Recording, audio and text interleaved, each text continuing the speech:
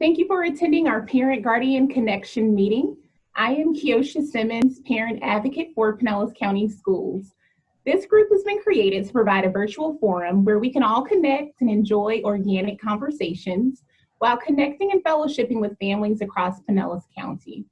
Our goal for each family is to feel supported, to share resources, to be engaged, and connect with like minds. The topic for this meeting is managing parental stress. Today, we will be talking about ways to handle and cope with parental stress during the pandemic. Joining us today is Dr. Adele Salazzo, a child and adolescent psychologist with 32 years experience working with children and families in both the public and private sectors. And like so many of us, Dr. Adele is a mom. A few housekeeping tips before we get started. All questions can be placed in the chat. We will dedicate the last 15 to 20 minutes to questions. Please be sure to stay muted.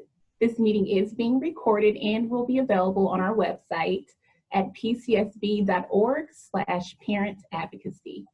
Thank you so much, Dr. Adele, for leading this important conversation today. I will turn it over to you. Thank you, Kiosha. Good afternoon, everyone. I'm so happy to be here with all of you today so we could speak about positive tools to help ourselves and our children deal with the anxiety associated with the pandemic. We are all experiencing a collective trauma. Many of us initially thought that the changes to the way we interact and cope would only last a few months. However, as communities continue to meet the challenge of the pandemic, the trauma is becoming more chronic than acute. None of us are sure what will happen in the coming weeks, and the landscape continues to change and evolve in ways that are not always anticipated. There is so much uncertainty present. More than 25% of parents feel that their mental health has worsened since March. More and more children are showing signs of stress and showing difficulty modulating their emotions. We are all on edge because our lives have been disrupted. It is no surprise that parents are stressed and overwhelmed right now. Parents may have lost or anticipate losing their jobs. Social interactions have become significantly limited. Caregivers and parents who are working from home may also be trying to provide educational services to their children. Families who are first responders or have children with special needs, or if parents have extenuating circumstances themselves, they will have additional set of challenges to manage. Today, we're going to focus on how to take care of ourselves, and then a brief focus on mechanisms to soothe our children. It's so important that we look to our own feelings. Managing our worries and anxieties is a sure way to help our children be less worried. They take their cues from us.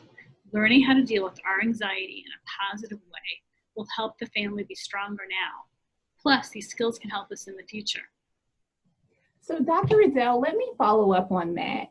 You said that the landscape will continue to change. That is so true. How do we adjust and cope in such a time of uncertainty? Kiosha, I think the only consistent part of living during this pandemic is that everything is uncertain. Learning to live with uncertainty is a challenge. Some of us, as well as our children, may have had other situations where uncertainty about health or other issues is a feature in our lives.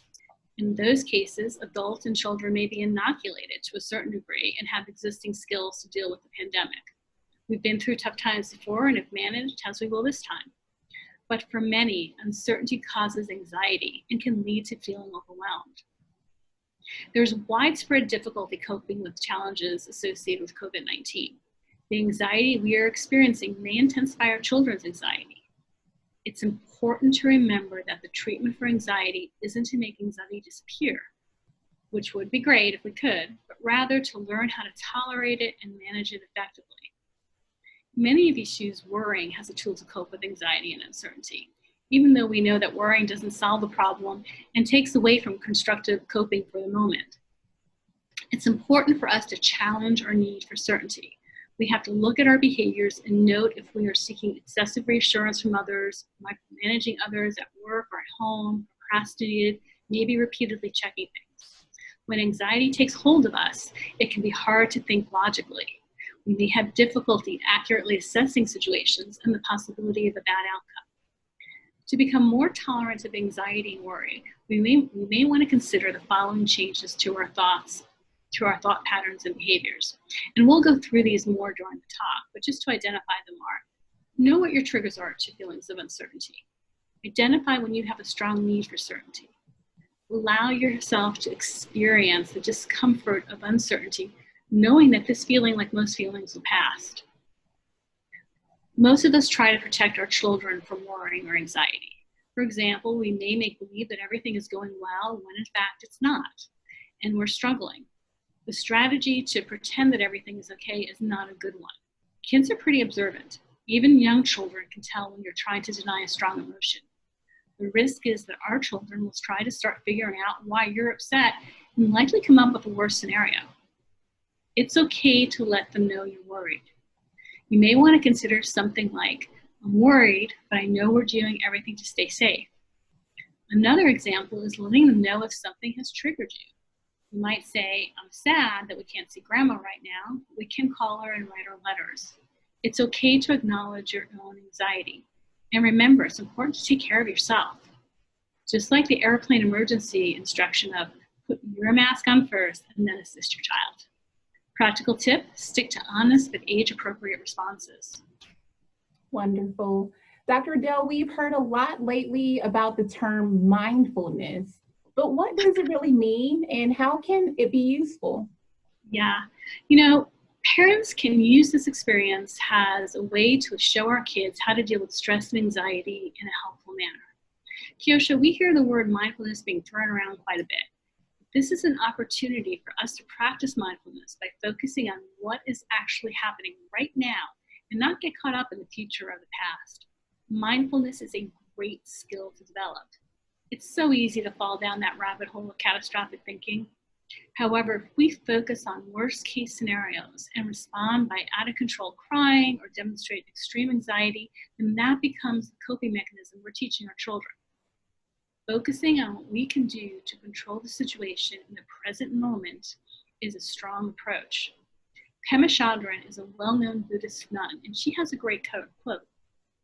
She says, the key is to be here, fully connected to the moment, paying attention to the ordinary details of life. And what she means by that is pay attention to the softness of the air after it rains, the smell of nighttime blooming jasmine, or the comfort or a hug, or even how the chair feels against your legs or your back. Set aside a few minutes around the same time each day for deep breathing or quiet reflection. Practicing mindfulness regularly can help change worries about the future to a stronger approach to the current moment. Now, we just talked about mindfulness focusing on the here and now, but sometimes the here and now can be stressful. So the goal in those situations is to distance yourself from the stressful feeling and label them when they're happening. Just saying this is a stressful moment in a way that is not anxious or fearful can help you react better to the current stressor. This approach allows you to turn down the fear pathways in your brain, and at the same time allows the executive functions of your cortex to be more aware of what's happening. Becoming more thoughtful, less emotional during stressful moments helps us feel more in control. And when parents and caregivers are more in control, their children are calmer. Practical tip, avoid catastrophic thinking. Focus on the here and now in your environment. It will help you stay grounded. I think each of us have had moments where we have felt overwhelmed by anxiety, but we realize we have to push through for our children. Can you share some recommendations for keeping calm? Yes, Kisha. All of us benefit from developing strategies to keep calm. Try to figure out what triggers you. If you can identify what behaviors or situations set you off, you can make a plan for what to do when it happens. You may notice physical symptoms such as muscle tension or a fast heart rate or shakiness in your hands. Figure out what symptoms come first. They're called the precursors. If you think of getting overwhelmed as a cycle, you have a much better chance of containing your response at a 4 or a 5 rather than at a 9. When we identify what is upsetting to us and we develop a plan beforehand, it's easier to remain calm and make good choices. We've all heard that information is power, and gathering information about the pandemic so we know what strategies to employ to stay safe is a good strategy and can help us stay calm. However, while it's important to stay informed, it's also important to limit what we're reading online. It's easy to read or listen to updates and breaking news multiple times a day. Put a limit on how much online information you're consuming each day. Identifying a source of information that is helpful to you that you check daily is probably the best way to go. We may notice that some of our social media feeds are making us anxious and should be eliminated. It's important to avoid end-of-the-world horrific stories. Keeping a sense of perspective and practicality is crucial. None of us have all the information we would like. We don't know how long social distancing or other restrictions will last. It's important to control what we can. Practical tip, limit what's consumed online or TV related to COVID-19. Dr. Riddell, there are a lot of factors out of our control. What can we control? Kiosha, it's important to identify the things where we have control. Let's not focus on rules other parents or caregivers are following, or how long this crisis will last, or even if there's a sanitizer readily available. On the other hand, we can focus on things we can do. We've all heard the importance of maintaining social distances, wearing masks, safe activities, connecting to family and friends, exercising, sleeping, eating well. These behaviors are not only helpful to our well-being, but also give us a sense of areas of our lives we can control. Focusing on behaviors we can do helps us stay grounded and away from the what-ifs. Many of us are following routines, or at least attempting to. Routines are important, but we can't become slaves to them. If you notice that your routine is causing more stress or is not feasible, change it. Be flexible. This situation is changing constantly, and our responses to schedules also need to be dynamic. Prioritize healthy choices. We've already talked about the importance of eating well and exercising and meditation, and those are all good choices. We just can't expect perfection. It doesn't mean no cookies during the pandemic or getting into the best shape of your life. It does mean we try our best to approximate our goal and forgive ourselves for not reaching perfection. When we are kind to ourselves, we are more calm and take better care of ourselves and better care of our families. There have been many twists and turns the way our community is responding to COVID-19. It's difficult to make definitive long-term plans because the situation is ever evolving. However, planning the next few days will help us feel like we have more control. Small, basic plans give us a sense of normalcy and ground us to the present. For example, this weekend we can have a time to take a walk, or maybe another time to call family and friends, or perhaps bake cookies before dinner. Practical tips: prioritize healthy choices, make short-term basic plans, and have reasonable expectations. Forgive yourself, be kind. Sounds like we really need to take care of ourselves in order to take care of our children and others. Easier said than done, Dr. Riddell. Kiosha, you're right. It is easier said than done. We have to remember that all of our emotions are valid.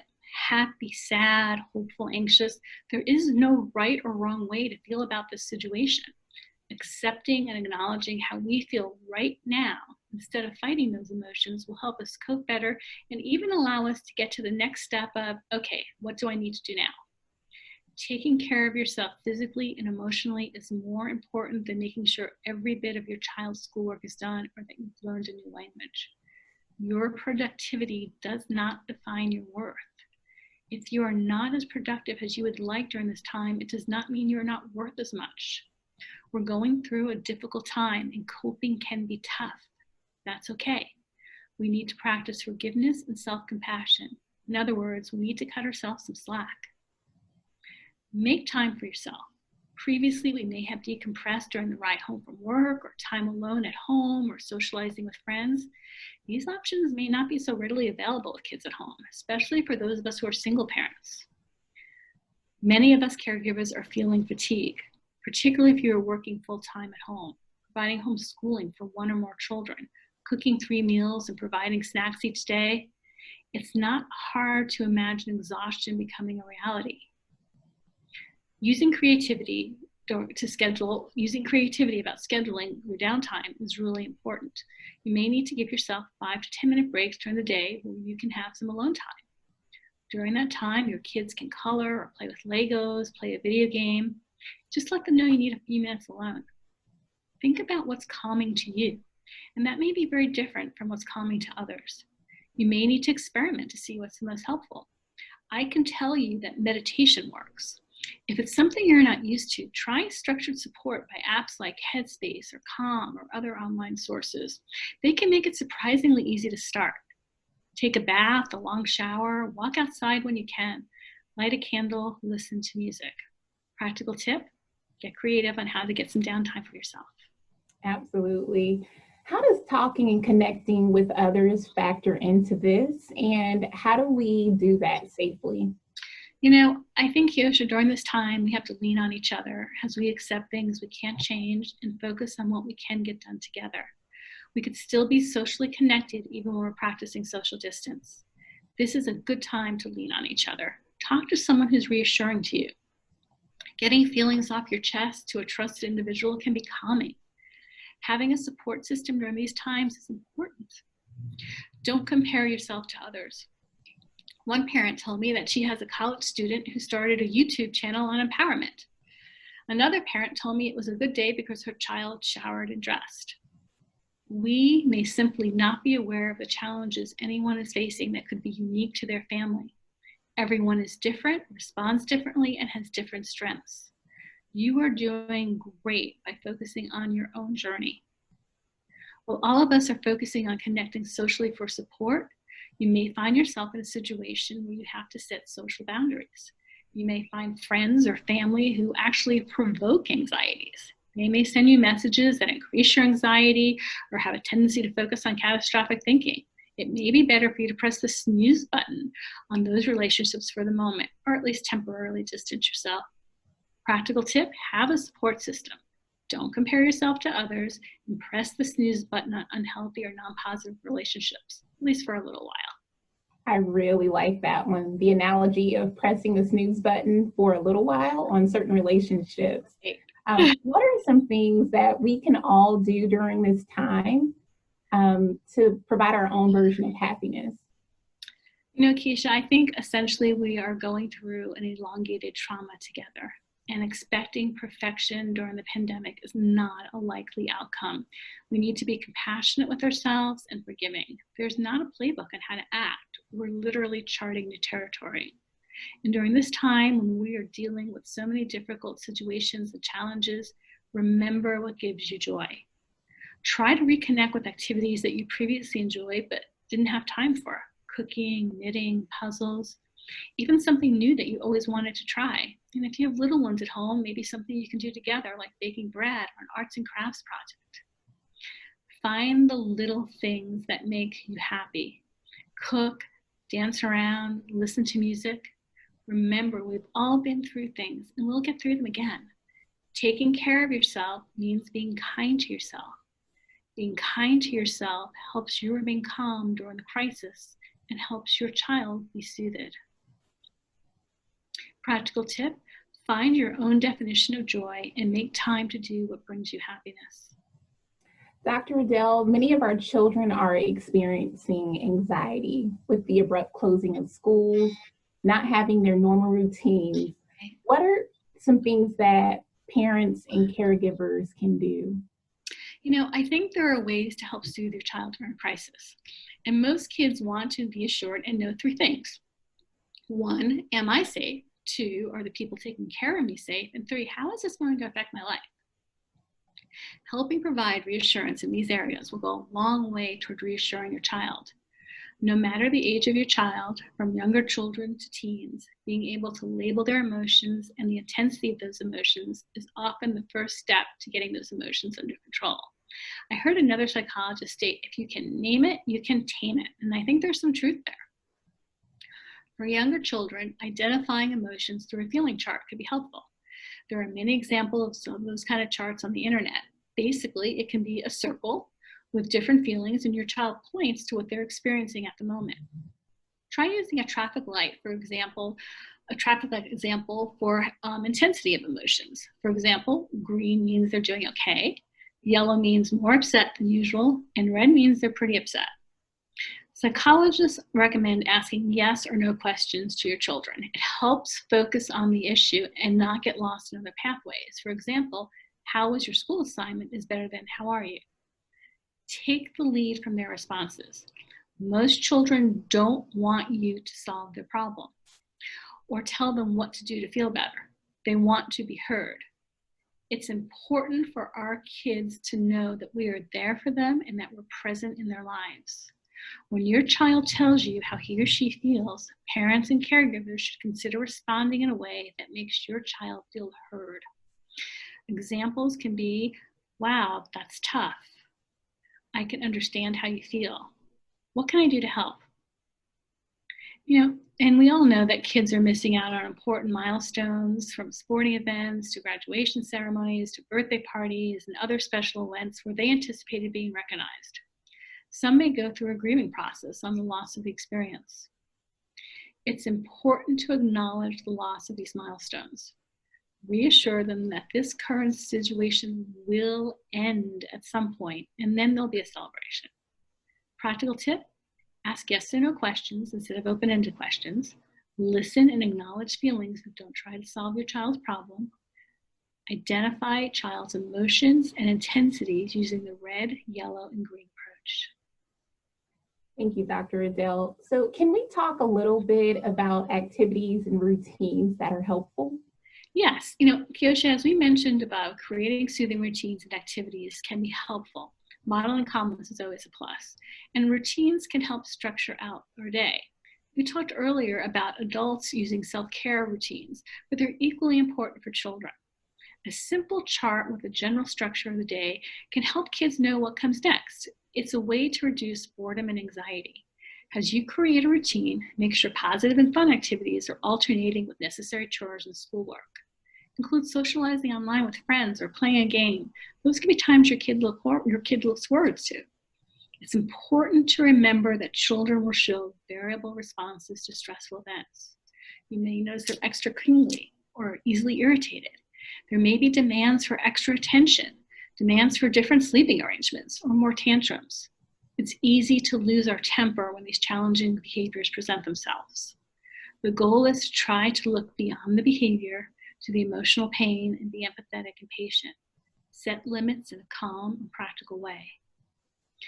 Even teaching simple breathing techniques to children can help them regulate their feelings. For example, teaching a child to breathe by saying, make believe you're smelling a flower, and then blow out the birthday candles. Now, persistent behaviors may be more of a concern. You may notice mood changes or behavioral challenges that are lasting, or you may see ongoing changes in appetite, energy level, or general engagement, sleep, or personal hygiene. At this point, it may be important for you to contact a professional for either an in-the-office visit or a teleappointment if that's available. Practical tips: use some of your own calming techniques with your children, such as breathing. Look beyond your child's behavior and empathize with the feeling behind it. For persistent or concerning behaviors, contact your child's pediatrician or a mental health professional. Dr. Adele, what advice would you give on ways to talk with our children about COVID-19? Talking to your children about COVID is important. Kyosha welcomed their questions. It's also important to keep in mind developmentally appropriate ways to do so. As mentioned earlier, parents deciding to withhold information will likely cause their children to utilize their imagination in ways that aren't helpful. You may want to initiate questions about the coronavirus, especially given the length that the pandemic has lasted.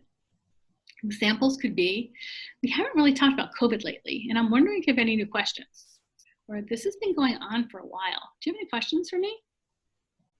It's almost always a good idea to validate their concerns no matter what their age. Responses could start with, wow, that's a good question. Try to find out if they have a specific concern. Ask if there's something they're worried about specifically, or what is their worst fear in the situation.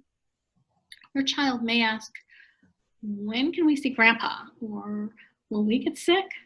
Younger children may benefit from a response that says, we're going to stay apart for a while, but we'll see him soon, and we can call him later tonight.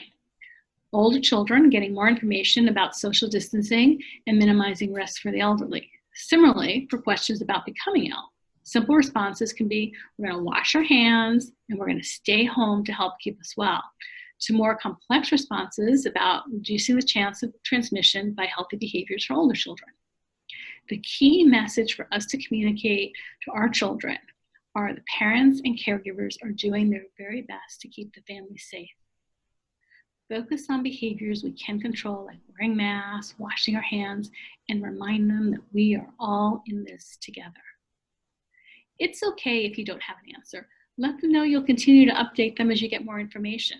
Try to answer questions honestly and clearly without providing too much information that can be overwhelming for children, especially younger children.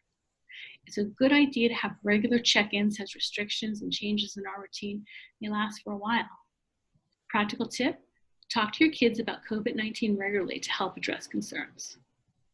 Dr. Adele, is there anything else you could suggest for children to help them just to get through this in general? Yes, there is. Something else to consider is that children love to be helpful. Finding ways for them to get involved and to spread goodwill to others will not only keep them busy, but help them feel empowered. An example can be coloring for others, writing letters to those in nursing homes, inspirational messages drawn on the sidewalk with chalk, helping to cook and freeze food. But probably the most important aspect for a parent to remember in this situation, and in most situations, is that the presence of a loving, supportive, caring adult is the strongest protective factor for children in a trauma. Let me say that again, because I think it's probably the most important thing I'm going to say today. The presence of a loving and supportive, caring adult is the strongest protective factor for children. An adult who offers consistent and sensitive support will protect their child. You don't have to be superhuman. You just have to be their parent. You just have to be there. Practical tip, the best thing you can do for children is to just be there. Dr. Adele, thank you so much for providing such relevant and important information this afternoon. We have some time left for questions. Throughout our meeting, we've been monitoring the chat for questions. Okay. So I am now going to turn it over to Jamie, who is with the Juvenile Welfare Board, to select a few questions to discuss if there are any. If your question is not addressed this evening, please email me and I will be in contact with Dr. Adele with your question. Sure. My email address is simmonskeo@pcsb.org, and I will place that in the chat. We will also be providing a handout with all of the wonderful practical tips that Dr. Adele discussed tonight on our website. And the website is pcsb.org/parent-advocacy. I will also send it to the email address that you provided when registering for this event. Okay, Jamie, over to you if you see anything. Okay, so we do have a question. Okay. Where can I find more resources for my children? Well, I think that, the school is a great place for resources. There's something called the Child Mind Institute if you have online access. So it's Child Mind Institute, and they have great little webinars every single day and tips for access. That would be great. Talking to your pediatrician would be a wonderful access. They probably have a list of resources as well. And then there's parent groups, talking to parents, talking to the school, asking your school resources if they have a list of tips, or if there's parents who are talking together.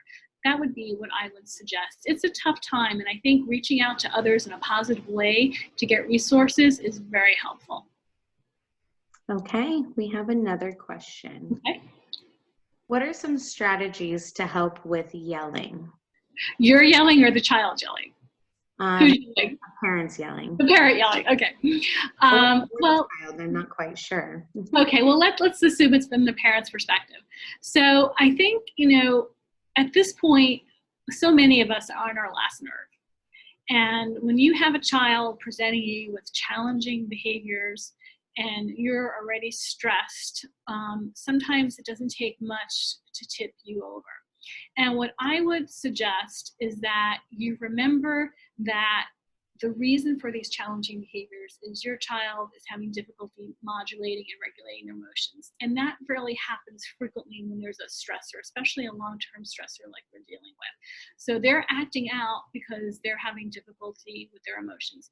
And when you can think beyond what's in front of you, beyond the challenging emotion that's in front of you, and realize that they're having some pain and some difficulty, that in itself can help you stay calm.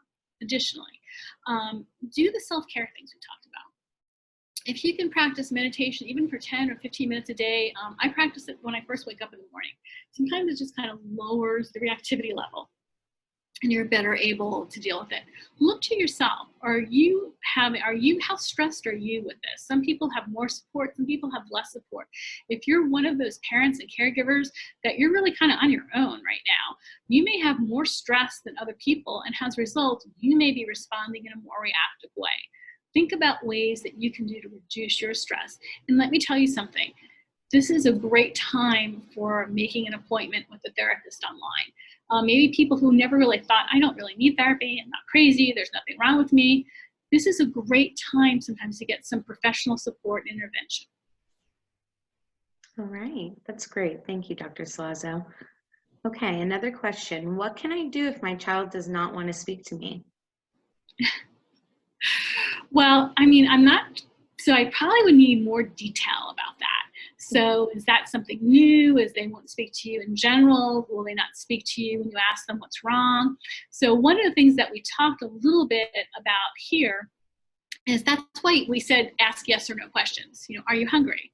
Are you having trouble with your school project? Are you thinking about your friend Janie? Those kind of questions, when they're specific, sometimes you get a specific answer. Sometimes it's difficult when you ask an open-ended question like, what's going on with you? Because then they don't know where to begin. So that's why we suggest the yes or no questions. Otherwise, sometimes kids can write things down. So, encourage them to journal. Encourage them to write down what they want, and then you'll look at it and then you respond. There's a number of reasons why a child may not be talking to a parent, and I don't want to give a generalized response because it can be individualized. Okay. Thank you. When is the time to look for professional help if I have seen changes in my child? Well, I think this is really hard because I think there are parents before the pandemic whose children may have had anxiety or ADHD issues and they realized they needed a bit of help. But now I think, and those kids may have a worse time now, but I've also noticed that parents whose kids normally were doing okay, they're in sports, they're in schools, they belong to clubs, all of a sudden they're showing signs of stress. They're showing an adjustment disorder, so to speak, from the ongoing issues that we're dealing with COVID. So these are times when I would start to be concerned. If the changes are persistent, if you notice that they're very sad all the time, that they're not showering, that they're not sleeping well, if their angry outbursts are consistent every day and becoming more forceful, really beyond what the situation provoked, those are times it's worth at least a call, first of all, to your pediatrician. And your pediatricians are a great source for mental health resources because they usually have a list of who's working with kids and who's effective with kids, and they can tell you straight up. And they can also help give you a normalized view of what's going on with your child. They'll know your child. They're going to hear us. And they'll say, wow, this is very unusual for, Ron to be acting this way. He's usually such a calm kid. Something's going on. Maybe you need to get some help. So I would say when you're making a decision to seek professional help, you want to look at the persistence of the problem and the intensity of the problem.